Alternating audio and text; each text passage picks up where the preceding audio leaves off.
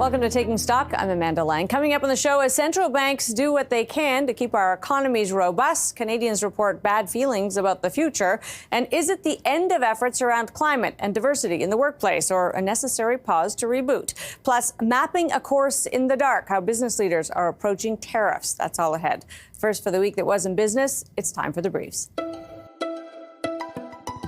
The Bank of Canada lowered interest rates again this week, now sitting at 3%. The central bank also reduced its forecast for growth in Canada to 1.8% in 2025 and warned of the devastating effects of 25% tariffs.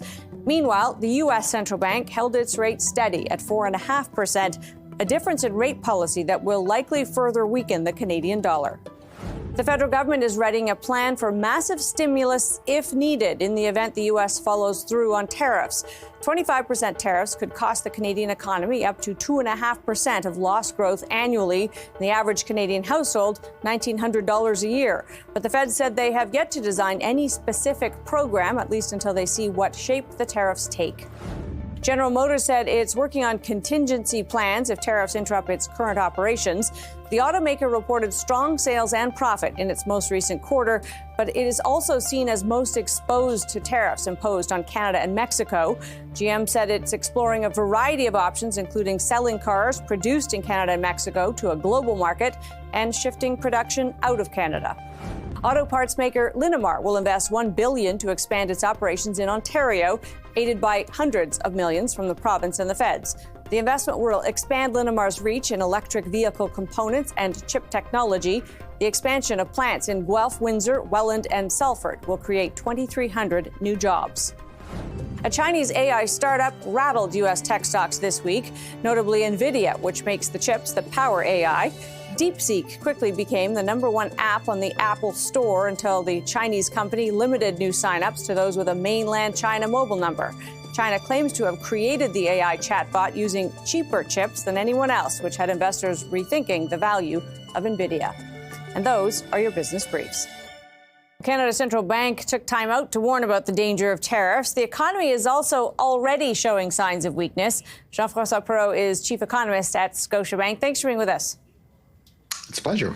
So we have seen the Bank of Canada lowering its projections for growth in this country and also warning about the terrible things that will happen if we get these 25% tariffs. How do you think we're positioned? They lowered rates again. They're obviously trying to do something to get us back to kind of an easier place for consumers. But where does this leave us as we face what could be a pretty daunting future? I mean, listen, it's a really tricky one for central banks. I mean, one of the things that kind of was pretty evident in the way the governor spoke about the outlook was there is clear evidence that the previous rate cuts have had a pretty significant impact on the economy already. So in that sense, we're kind of going into whatever we're going into with already a fairly significant amount of support coming from the monetary policy side in terms of the cuts that have been put in place. It's not clear from here, if you set aside kind of Trump-related uncertainties, that the Bank of Canada's got a whole lot more cutting to do. In fact, when you look at their forecasts, they're forecasting a pretty significant increase in growth relative to 2024. They raised their inflation forecast for 2025. So, that suggests to us that there isn't that much kind of intention on their part to cut rates further. That being said, I mean, all this is moot to the extent that, we've got to figure out, they've got to figure out, I think the Americans have got to figure out what's going to happen with their policy settings and how is that going to impact the rest of the world, including Canada, potentially in a very significant way. Right. And I mean, this makes it even harder for folks like you and the economists inside the central bank to try to model something when there's so many variables that are just black box. If we do get bad tariffs from the U.S. and we do get a massive stimulus-like response that Ottawa is talking about, I don't know how massive it could be, JF, with Parliament not sitting, but let's say they find a way to do it. Is that good or bad for the Canadian economy? It might feel good, but it would be ultimately good or bad?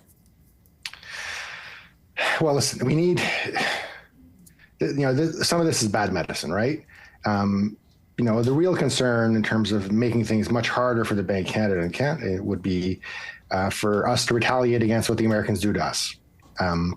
So put retaliatory tariffs on imports, for instance, which, create higher inflation, make it even more difficult for Canadians to manage a tariff shock. If that's the world that we're in, those damages are designed to hopefully lead the Americans to change their mind, change course at some point down the road. So it might seem like an awfully painful thing to do, but if at the end of the day it forces a recognition on the American part that perhaps they're on a bad course, then maybe that pain is worth the cost. I think the bigger issue from a central banking perspective, given all this, is trying to figure out, okay, is there going to be firstly, are there going to be tariffs? Is there going to be retaliation? Is there going to be a fiscal support program? All signs point to yes. The Prime Minister has made it clear they're going to retaliate. Yep. Looks like they're going to setting up a stimulus program in response.